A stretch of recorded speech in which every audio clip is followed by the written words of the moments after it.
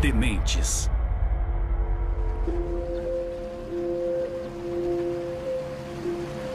A Louisiana é um estado famoso por sua hospitalidade sulista. E a cidade de Baton Rouge, com certeza, não é uma exceção. Aqui no sul é assim. Você cruza com alguém que nunca viu na vida e pergunta: "E aí, tudo bom com você?" Esse é o jeito de todo mundo aqui no sul. No entanto, não é em todo canto da cidade que todo mundo é sempre bem-vindo.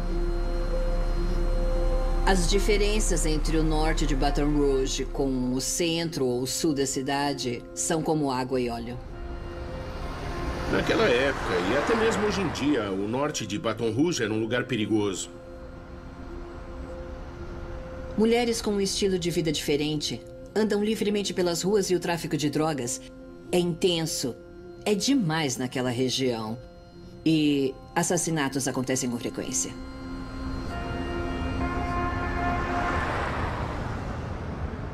Uma dessas mulheres, Donna Bennett Johnston, tinha 2 filhos. Ela era viciada em crack e outras drogas também. E era por isso que ela sempre estava na rua. Ela ficava andando por aí, pelas ruas, tentando encontrar um jeito de se drogar. Mas ela era uma boa mãe. Ela só tinha esse problema.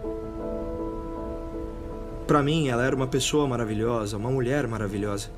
Ela sempre se entregava de corpo e alma pra tudo que ela fazia. Ela é o tipo de pessoa que todos amavam. Eu me lembro de várias noites que ela me ligou assim do nada, só pra me dizer o quanto me amava.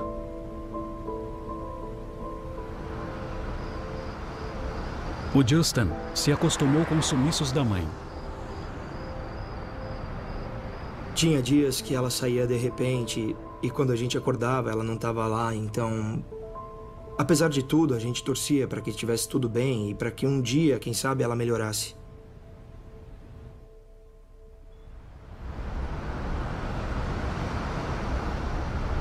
Mas em 2004, uma descoberta arrepiante foi feita. 2 residents were out looking for their lost dog on Ben-Hur Road between Nicholson and Burbank this morning when they spotted what looked like the body of a woman lying in the drainage ditch on the south side of the bridge. Cause of death? Strangulation.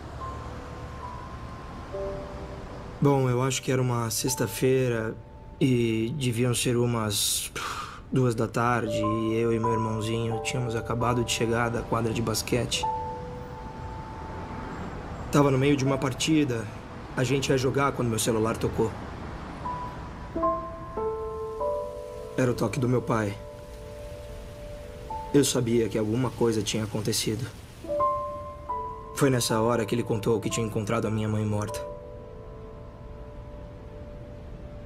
Tudo ali por perto ficou silencioso. Sabe, nada no mundo se compara a ouvir aquelas palavras.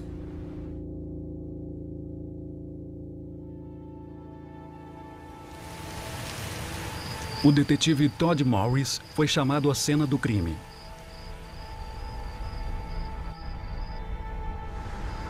Ela estava jogada de bruços aqui nas margens desse canal. Quando levantamos uma jaqueta que estava cobrindo o braço direito dela, descobrimos que o suspeito havia cortado o braço da vítima perto do cotovelo. Nós encontramos o braço na cena do crime. Um pedaço da coxa direita da vítima, de uns 7 ou 8 centímetros, também tinha sido removido e também tinha sido levado. Os investigadores acreditavam que essa seria a última vítima de um assassino em série que vinha atacando mulheres das ruas da zona norte de Baton Rouge. É o pior pesadelo de uma cidade, o pior pesadelo de um investigador saber que existe uma pessoa por aí cometendo esse tipo de atrocidades com mulheres inocentes e ver do que ele é capaz. Tem um indivíduo atacando a comunidade, atacando mulheres inocentes. Aí passa pela sua cabeça, quando será que ele vai fazer a próxima vítima? Mas poucos acreditariam que esse assassino sádico fez vítimas por mais de uma década. Em 2004, a cidade de Baton Rouge, na Louisiana, ficou perplexa com a sucessão de assassinatos sadísticos. E a história mais incomum teve seu início 10 anos antes, em circunstâncias aparentemente insignificantes. Em março de 1994, Terry Lemon, natural de Baton Rouge, conheceu o homem que viria mudar a sua vida para sempre. Eu era gerente numa loja de conveniência e eu gostava de trabalhar no turno da noite. Uma das minhas melhores amigas apareceu um dia e disse: "Você tem que conhecer esse cara que eu conheci." Aí ela me apresentou o Sean. A impressão que ele me passou foi que ele era meio nerd, mas ele transmitia segurança. Porque tinha um jeito de alguém que acabou de sair da faculdade, sabe? Alguém que sempre brinca com os filhos dos vizinhos.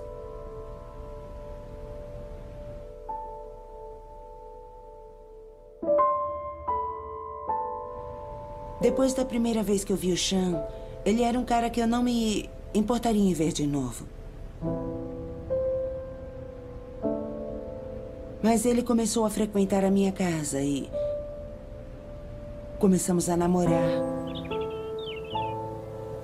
À medida que o relacionamento do casal crescia, Terry e Sean aprendiam cada vez mais sobre o outro. A casa dele era muito bacana. A maioria das coisas eram meio bagunçadas. Sempre tinha louça suja, as coisas ficavam meio jogadas. Nada tinha um lugar certo, entende? A gente estava se dando tão bem juntos que só faltava mais um teste. E ele tinha que passar. Que seria... Será que ele seria capaz de fazer algum mal para mim? Uma noite eu comecei uma briga e dei um tapa nele de propósito, só para ver qual seria a reação. Ele bateu o pé e disse: "Homem não bate em mulher e mulher não tem que bater em homem. Esse é o certo." E eu pensei, não tem perigo. Se você está querendo ter todos os canais de TV na sua casa e ainda mais filmes, séries e rádios com um preço que cabe no seu bolso. É só clicar no link aí na descrição do vídeo que você vai vir para o site do IPTV Simples, galera. É isso mesmo, IPTV Simples, o melhor do IPTV no mercado. Eu uso e recomendo, são mais de 1.500 canais. Você vai clicar no link aí na descrição do vídeo, vai gerar o seu teste grátis aí de 2 horas. Após 2 horas, comprovando que é bom mesmo, assim como eu comprovei, você vai estar fechando e pagando apenas R$30 mensais. É isso mesmo, galera, R$30. IPTV Simples, galera. Esse é o melhor do mercado, com custo-benefício para você no conforto do seu lar. No entanto, Terry não descobriu tudo a respeito de Sean. Do outro lado da rua da loja de conveniência ficava o St. James Place, uma casa de repouso para idosos. Uma das residentes era Anne Bryan, de 82 anos. Ela era uma senhora muito boazinha. A família era carinhosa. A vida inteira ela foi respeitada pelos que a conheciam. Na noite de 20 de março, a enfermeira foi visitar Anne para fazer um check-up de rotina. A porta de fora, a que levava ao quarto dela, estava destrancada e ela deixava a porta entreaberta para que as enfermeiras pudessem dar os seus remédios. Quando as enfermeiras chegaram no quarto de Anne, nas primeiras horas da manhã seguinte, elas encontraram uma cena abominável. O corpo dela foi encontrado na manhã seguinte por alguns funcionários da casa de repouso. Aquela mulher de 82 anos havia sido atacada de maneira extremamente brutal e as coisas que tinham feito com ela eram inacreditáveis. A polícia não tinha pistas de qual seria o motivo ou por que alguém a mataria. Na época foi um mistério. Dava para ver no rosto dos policiais que tinham visto a cena de ódio e violência, mesmo no rosto dos mais experientes, que alguma coisa muito ruim tinha acontecido ali. Só a ideia de que alguém tivesse feito aquilo com uma senhora como Anne Bryan deixava os policiais perplexos.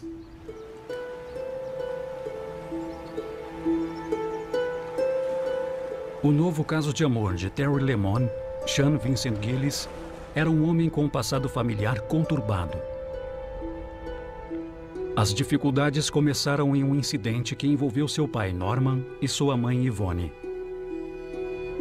O Norman estava bêbado e, quando a Yvonne chegou em casa, ele apontou uma arma para a cabeça do filho e ameaçou matar a Yvonne e o filho, Sean.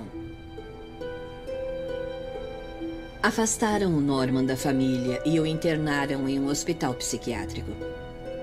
O pai do Sean era um homem perturbado. Com certeza ele bebia muito, gostava de tomar remédios e outras drogas, e isso causou muita dificuldade na vida dele. No ensino médio, o jovem Sean teve aulas com o professor Robert Bunn. Eu comecei nos anos 70 e dei aula aqui por 30 anos. Até que eu gostei do Sean logo de cara. Ele não era popular. Ele não se misturava muito porque ele não praticava nenhum esporte e não era escolhido para comandar nada. Mas ele era um bom aluno porque sempre fazia o dever e nunca dava dor de cabeça para ninguém. Apesar das aparências, Robert acredita que Sean estava longe de ser um adolescente feliz. Os pais da grande maioria dos alunos sempre apareciam em todos os eventos. E os pais dele nunca vieram. Ele tinha que cuidar dele mesmo, porque eu não me lembro dele ter mencionado uma vez sequer que alguém pudesse estar esperando por ele em casa. Acho que quando um adolescente tem uma família igual a do Sean, pode ficar muito irritado e com problemas de autoestima, eu não tenho dúvidas. Na vida adulta, quando ele conheceu Terry Lemon, Sean finalmente tinha alguém com quem dividir suas inseguranças. O que eles viram um no outro foi alguém que poderia dar o que cada um precisava. E é por isso que eles combinavam perfeitamente. Mas Sean ainda tentou, a todo custo, esconder seus vícios de Terry. O Sean estava sempre vendo pornografia. Vira e mexe, eu o pegava. Isso mexia demais com o nosso relacionamento.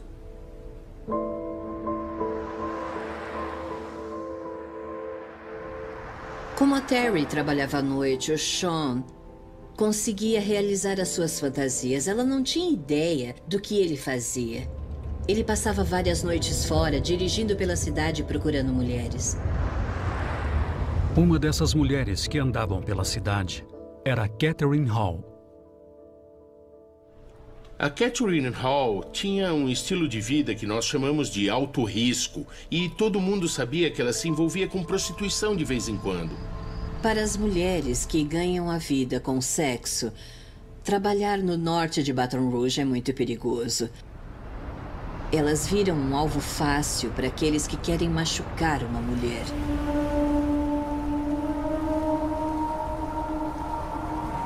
Na noite de 4 de janeiro de 1999, os riscos associados ao estilo de vida de Catherine Hall se mostraram grandes demais para serem superados. Catherine Hall, ela foi encontrada nos fundos de um beco. Seu corpo havia sofrido uma grave mutilação pós-morte. Ela foi largada embaixo de uma placa que dizia sem saída. Ficou claro para a polícia que esse não era um assassinato comum. O número de perfurações, a agressividade de todo o ataque, tudo indicava que a pessoa culpada daquilo sentia uma profunda raiva das mulheres.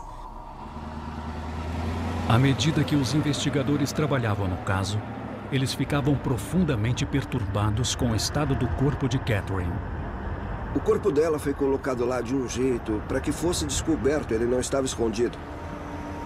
E, além de tudo, ela tinha vários cortes no seu corpo feitos depois da sua morte e sinais de que havia sido amarrada. A única evidência que as autoridades conseguiram encontrar foi achada do outro lado da cidade e apresentava poucas pistas. As únicas pistas que a polícia tinha eram a jaqueta dela e outros objetos pessoais, mas não tinham nenhuma impressão digital ou nenhum outro indício que levasse ao assassino daquela mulher naquela época. Ficou claro para os detetives que os indícios deixados pelo assassino eram ameaçadores. A cena do crime indicava que provavelmente não era o primeiro homicídio cometido por aquela pessoa e provavelmente não seria o último. Depois que as autoridades seguiram as pistas do caso de Catherine Hall, elas ficaram sem saída.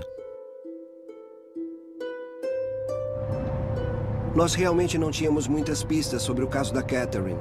Nós continuamos seguindo as informações que tínhamos, tentamos descobrir quais tinham sido os passos dela naquela noite e com quem ela teria tido algum contato.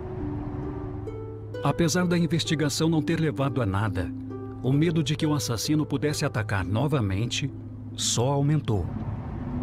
E depois de ter feito tudo aquilo, será que ele iria parar ou continuar?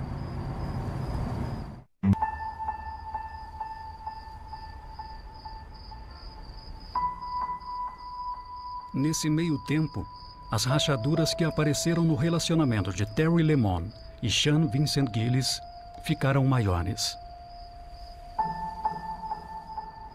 Ele chegava em casa às 5 da tarde quando eu estava indo dormir porque eu trabalhava às 11 da noite. Meu turno era das 11 às 6 da manhã. Então, a gente não se via muito. Eu ia dormir e, às vezes, quando eu acordava, ele não estava em casa. E se eu perguntava onde ele havia estado, ele não respondia. É claro que a gente pensa no pior. Eu pensava, quem é essa outra mulher que ele está indo encontrar? O comportamento de Sean continuou levantando suspeitas. Um dia, ele me pegou no trabalho. O carro estava com um cheiro horroroso. E eu perguntei para ele o que era aquele cheiro. E ele me disse que tinha atropelado um animal a caminho de me buscar. E como ainda tinha sangue no carro, era por isso que ele ainda estava fedendo. Eu não duvidei de nada e só pedi para ele, por favor, lavar o carro. Então eu desci, entrei em casa e fui para a cama.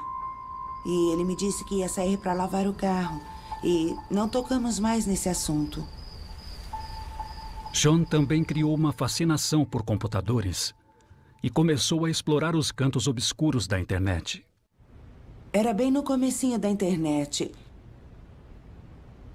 E ele ficava hipnotizado com o computador. O que despertou o interesse dele foram os sites que continham fotos com corpos de mulheres mortas. Ele ficou obcecado por aquelas imagens. Ele as via praticamente todo dia.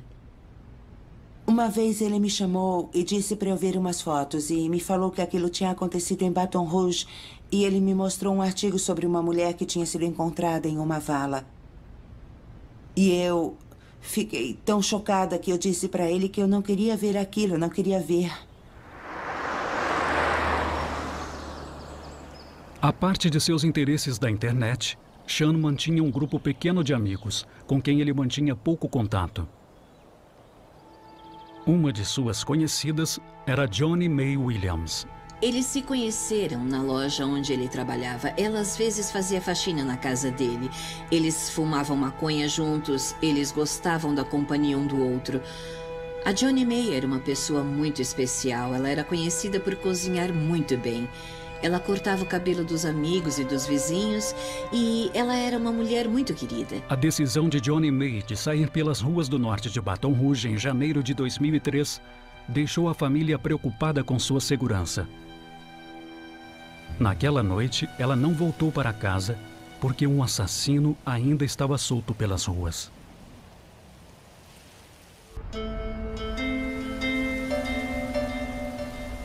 Na década de 1990, um assassino começou a atacar mulheres na capital da Louisiana. Em 2003, Johnny May Williams, de 45 anos, desapareceu das ruas. Se passariam 9 meses até que o mistério de seu paradeiro fosse descoberto. Eu recebi uma ligação sobre outra vítima encontrada num lugar remoto da nossa cidade em outubro de 2003. Um menino caminhava pela floresta perto da sua casa. O cachorro dele desapareceu, então ele saiu atrás dele, mas em vez do cão, ele encontrou um corpo. Quando foi examinar o corpo, o detetive Morris teve uma surpresa doentia. Os restos não estavam cobertos e ela já estava ali há algum tempo. Tinha uma jaqueta perto do braço direito e... quando eu cheguei perto para examinar o corpo, deu para ver que as mãos dela haviam sido cortadas e que não estavam ali. As semelhanças com o caso Hall eram aterrorizantes. A causa da morte foi estrangulamento. Nós descobrimos que ela havia sido amarrada e nos lembramos da Catherine Hall, que também tinha cortes e tinha sofrido desmembramento depois da sua morte. Após a autópsia, o resultado indicaria que esse era o corpo de Johnny May Williams.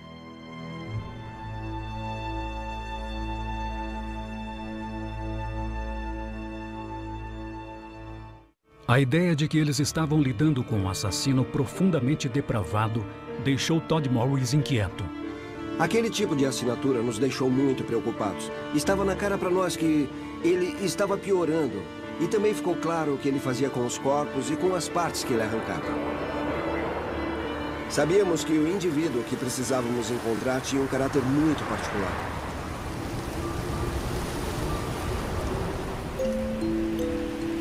Sean Vincent Gillis era um homem cuja vida ultrapassava os limites da normalidade.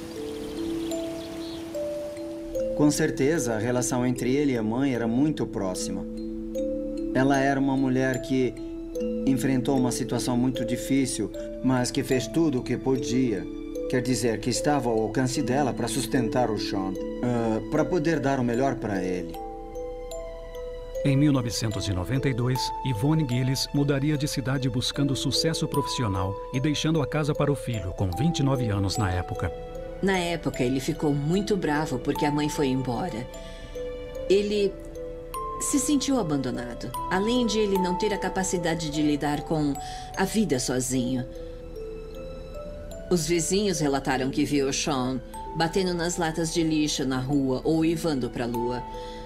Para ele, foi muito difícil a mãe ir embora, mas também foi uma oportunidade para ele fazer o que quisesse. E foi aí que ele começou a passar tempo demais no computador, mergulhando fundo no lado sombrio da vida que tanto o fascinava. 12 anos após a mãe de Sean ter partido, Baton Rouge estava no meio de uma leva de assassinatos horrendos. O último corpo fora descoberto a apenas algumas quadras da casa dos Gillis. Os restos mortais de Donna Bennett Johnston foram encontrados largados em uma vala, faltando um braço, e deixaram a cidade em estado de choque. A cena do crime de Donna Bennett Johnston era brutal. Deu para perceber que quem havia cometido aquele crime tinha planejado tudo. As pessoas começaram a trancar as portas e as janelas. As mulheres faziam aula de defesa pessoal. As mulheres assassinadas eram de tipos tão variados que ninguém se sentia seguro. Baton Rouge inteira ficou morrendo de medo. Os investigadores se sentiram encorajados a investigar os casos já arquivados de Catherine Hall e John May Williams, graças às novas provas encontradas na cena do crime do caso Johnston. Tudo indicava que um veículo havia dado ré naquela região, talvez dado ré até o local. E talvez ela estivesse nesse veículo e tivesse sido arrastada e jogada no canal. Foram encontradas marcas dos pneus desse veículo. Nós conseguimos uma lista com o nome das pessoas que haviam comprado pneus daquele tipo. Ainda mais relevante que isso, o DNA encontrado no corpo de Donna Johnston era compatível com o DNA encontrado nas outras vítimas. O DNA do suspeito estava em 3 das vítimas e, além de tudo, nós tínhamos também a marca do pneu encontrada em uma cena de crime. Os detetives acreditavam que era apenas uma questão de tempo para apanharem um assassino. O clima entre os membros da força-tarefa era de animação quando conseguimos interligar esses crimes. A gente sabia que estava na direção certa.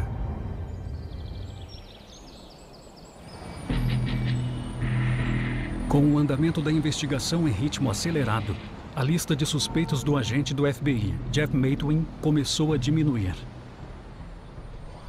A marca deixada pelos pneus era uma esperança, porque nós sabíamos que aquele pneu havia deixado sinais na cena do crime e nós tínhamos uma lista de todos aqueles que tinham comprado aquele tipo de pneu na nossa região. O primeiro da lista era o Sr. Gillis.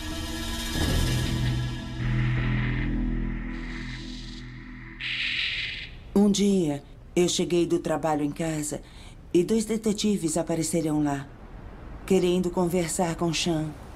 E ele foi para fora com eles. O que eu achei bem estranho. Porque eles não poderiam conversar com ele dentro de casa na minha frente. Aí ele entrou em casa e disse: eles querem me levar para o centro. Então nós saímos da casa e estávamos indo em direção aos nossos carros e o Sean perguntou pra gente se podia fumar um cigarro antes. É claro que nós deixamos. Ele fumou cerca de meio cigarro, aí jogou no chão, pisou em cima para apagar e então disse: vamos acabar logo com essa história toda. No gabinete do xerife, o agente Maitwin interrogou Sean Vincent Gillis a respeito de sua ligação com a cena do crime de Donna Bennett Johnston. Do you know why we're talking? We're talking because you had some tire tracks that possibly came from my car there. And from those tracks, it appears she was unloaded from that vehicle and thrown into that canal. She was not unloaded from my vehicle. Após o interrogamento preliminar e Gillis negar as acusações, foram forçados a liberá-lo para continuar preparando o caso, depois de pegarem uma amostra de seu DNA. Ele chegou em casa e cozinhou, nós sentamos e ele nem sequer ligou o computador. Depois assistimos a um filme juntos, passamos a noite juntos e No fim da noite eu falei, tá, me conta o que houve, quem você matou? Ele respondeu, ninguém. Eu só queria passar a noite com você. Mais tarde, naquela mesma noite, as autoridades receberam a informação que eles estavam esperando. Nós recebemos a informação do Laboratório Criminal da Polícia Estadual de Louisiana que o DNA que tínhamos obtido do Gillis era compatível com o DNA obtido nas cenas dos crimes de Catherine Hall e de Dona Bennett Johnston. A noite romântica do casal foi interrompida pela visita da Força-Tarefa. Eles chegaram com tudo em casa, arrombaram todas as portas da casa, jogaram bombas de fumaça. Vários policiais entraram e prenderam o Sean. Eu exigi que me contassem o que estava acontecendo. E foi aí que me disseram, você não sabe que você mora com um assassino em série? Foi impossível para Terry compreender as acusações. Debochei do policial e disse, o senhor está na casa errada. Mas não demoraria muito para Terry finalmente enxergar a verdadeira face do homem com quem ela dividiu sua vida. Fui até a delegacia e olhei para ele pela janelinha. E eu falei, me conta, você fez o que eles dizem que você fez?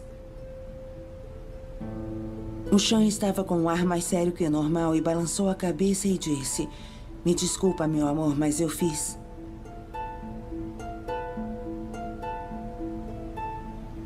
E então o meu mundo caiu.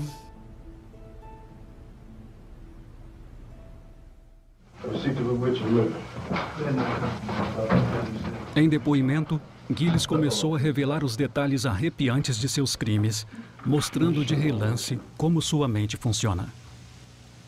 How did this come to be, man? Does the word monster come to mind? As marcas de ataduras encontradas nas vítimas também foram explicadas. Donna had some type of on her neck or something. What were the Big nylon tie lock. Demonstration? Okay. Is that simple? O Sr. Gillis nos contou que ele tinha um nome para os nós que ele usava para cometer os homicídios. Objectification is exactly how I look at it. I called my weapon that sometimes, the objectifier. Because it would turn them from a woman to the object that I would then deal with. O objetivo principal dele era matar a vítima o quanto antes, porque era o ato de matar que o mais atraía. I'm talking about manipulating dead bodies. It's an interesting term you used. That's exactly the way I looked at it.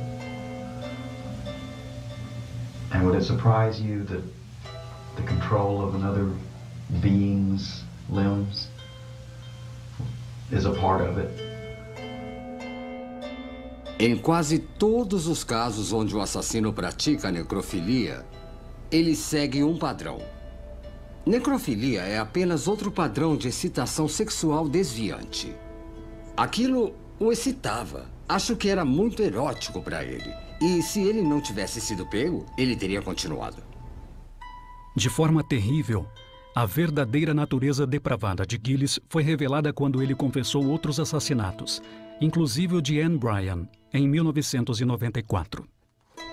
O Sr. Gillis começou confessando os crimes dos quais nós o estávamos acusando, e durante a semana seguinte ele também confessou outros crimes. Tell me an approximate number.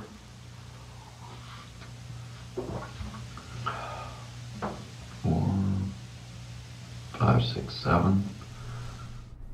Para mim não foi surpresa nenhuma. Eu previ que provavelmente seriam mais do que ele tinha confessado. I honestly don't count. I don't count coup. I don't.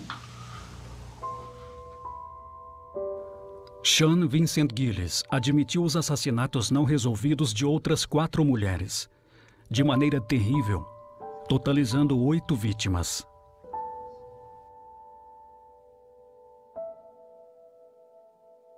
A confissão de Gillis também explicava a verdade por trás do péssimo odor que tomava conta do carro quando ele foi buscar Terry certa manhã. Só depois que ele foi preso, que eu descobri que uma das vítimas dele estava no porta-malas do carro. E esse carro ainda está no meu quintal. Eu não dirijo. Então ele ainda está lá. I guess that's one of the few times Terry did get to ride with a buddy in the car. Without knowing it, I mean, because she was, woman had just been dead, you know, a few hours earlier. Os atos que Gillis confessou ter cometido antes de se livrar do corpo são ainda mais chocantes. Se você está querendo ter todos os canais de TV na sua casa e ainda mais filmes, séries e rádios com um preço que cabe no seu bolso, é só clicar no link aí na descrição do vídeo que você vai vir para o site do IPTV Simples, galera. É isso mesmo, IPTV Simples, o melhor do IPTV no mercado. Eu uso e recomendo, são mais de 1.500 canais. Você vai clicar no link aí na descrição do vídeo, vai gerar o seu teste grátis aí de 2 horas. Após 2 horas, comprovando que é bom mesmo, assim como eu comprovei, você vai estar fechando e pagando apenas R$30 mensais. É isso mesmo, galera, R$30. IPTV Simples, galera. Esse é o melhor do mercado, com custo-benefício para você no conforto do seu lar. She had beautiful legs. It was one thing that I recalled about her. And I wanted to keep those legs. One of the legs, huh? I used a sharp knife to cut. I remember trying to get her arm off as well. The dismemberment, unfortunately, did occur at my house, on my kitchen floor. I don't know how much blood y'all found, but I cleaned and cleaned and cleaned that place. Apesar de Sean Vincent Gillis finalmente ter sido preso, a dúvida do que o levou a cometer atos tão violentos ainda pairava pelo ar. Em 2004, a prisão de Sean Vincent Gillis pôs um fim em seu reino de terror de uma década.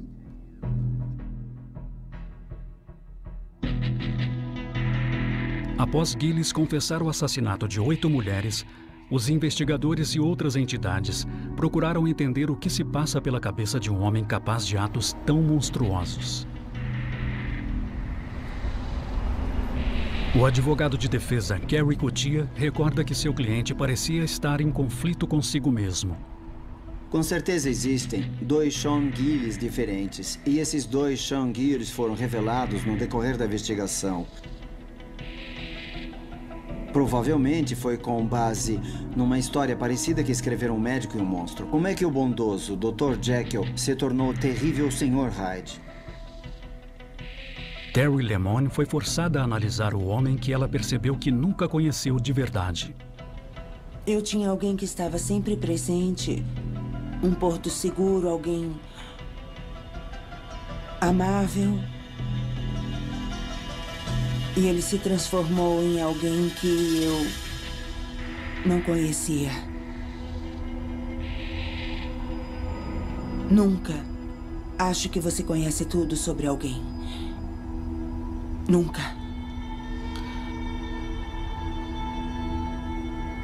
Jamais.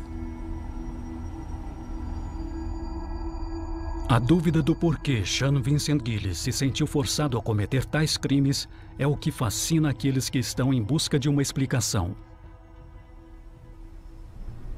Ele gostava especialmente de um site que ele sempre visitava, que tinha cenas de vários crimes diferentes, fotos de corpos com a fita de isolamento da polícia e coisas do tipo. Então, em retrospectiva, eu acho que ele não gostava necessariamente de cometer aquilo, mas ele alimentava o forte desejo de ter a sua própria cena do crime.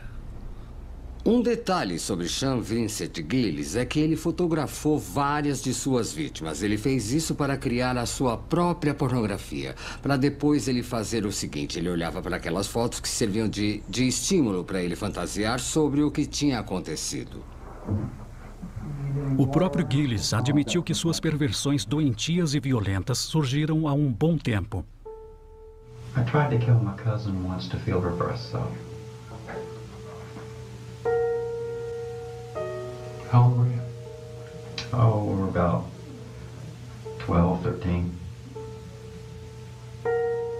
What about funeral homes? Funeral homes. This will go back to the childhood. I spent a lot of time, and my grandmother had a funeral home right across the street.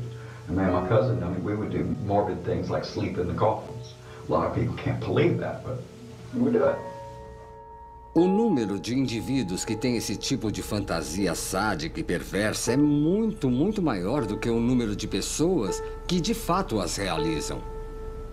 O indivíduo que realiza a fantasia e dá início aos assassinatos alimentou essas fantasias por 15 ou 20 anos. E, infelizmente, uma vez que eles escapam ilesos do primeiro assassinato, eles se sentem poderosos. Qualquer um que apresente essas tendências normalmente descobre um jeito de compartimentalizá-las. Normalmente, indivíduos motivados por uma compulsão sexual ou que cometam assassinatos de caráter sexual se tornam viciados. I know right from wrong as well as you do. I know you do. But there are certain times when it fuzzes out. And it's really not that I don't know it anymore. It's like, it doesn't matter anymore. This is my universe. I'm God there. I am God. No julgamento, a saúde mental de Gillis foi amplamente discutida. Existem formas de doenças mentais que são genéticas e podem ser hereditárias.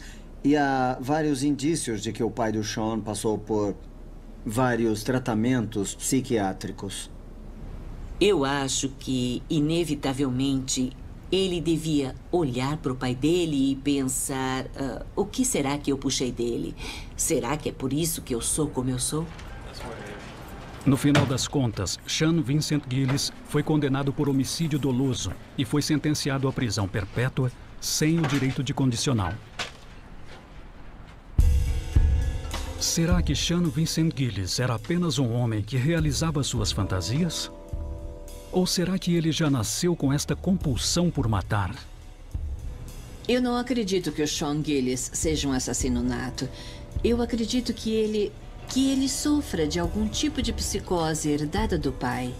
E eu acredito que isso, combinado com a obsessão por cadáveres de mulheres que ele desenvolveu na vida adulta, fez com que ele encontrasse os próprios cadáveres. No quesito assassino em série, é bem original.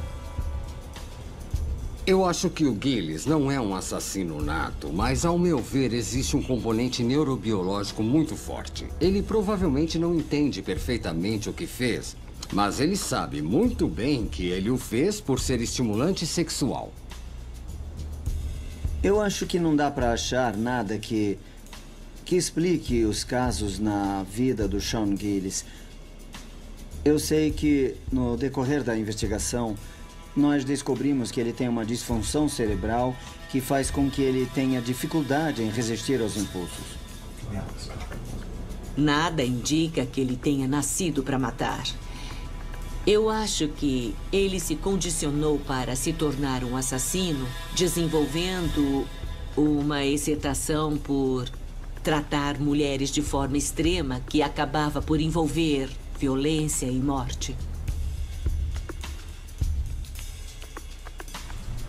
Eu sempre falo para os meus filhos, agora que eles estão crescendo e aprendendo sobre a vida, que existem sim dragões para matar.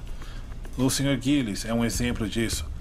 Não importa se ele nasceu ou se tornou o que ele é. O resultado é que ele é um dragão e tínhamos que prendê-lo.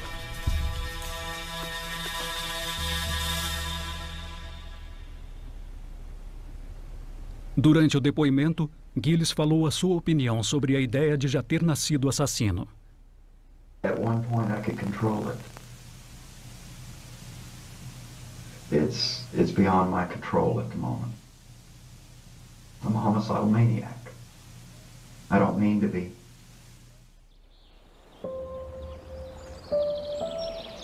Apesar de Justin Bennett ter perdido a mãe da pior maneira possível, ele encontrou paz de espírito.